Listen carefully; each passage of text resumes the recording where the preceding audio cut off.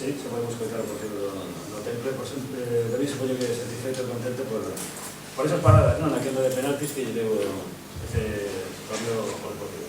Bueno, sí, estou ledo, sobre todo porque é o meu primeiro partido aquí en Riazor e, bueno, contento porque pudemos gañar e porque puiden sumar o meu primeiro partido aquí. Como te topache o primeiro partido en Riazor para un coruñés como a ti, deportivista, supoño que sería un soño feito de realidade. Sí, a verdade é que é un soño dende pequeno, dende que entras aquí, poder disputar algúns minutos aquí e, bueno, hoxe cumpriuse, aínda que fose un partido benéfico, estou moi ledo.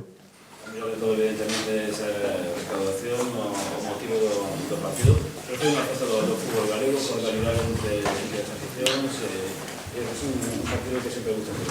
Sí, por suposto, sempre que haxa un partido entre dous rivais de Galicia, eu penso que ten que ser unha festa como foi hoxe, e se ainda por encima podemos axudar aos máis desfavorecidos, pois moito mellor. Bueno, o equipo estuvo mellor na primeira metade, na segunda mellor, unha parte clave do equipo. Sí, bueno, hai que ter en conta que nós tamén xogamos con moita xente do filial que non está habituada non estamos habituados a xogar neste equipo, entón é normal, pero bueno, sí, como ti ben dís, cada equipo levou unha parte. Bueno, esa casi agora despois do partido se pensando no fin de semana. Sí, por suposto, isto era un partido de entrenamento para nós e o importante son os 3 puntos do fin de semana.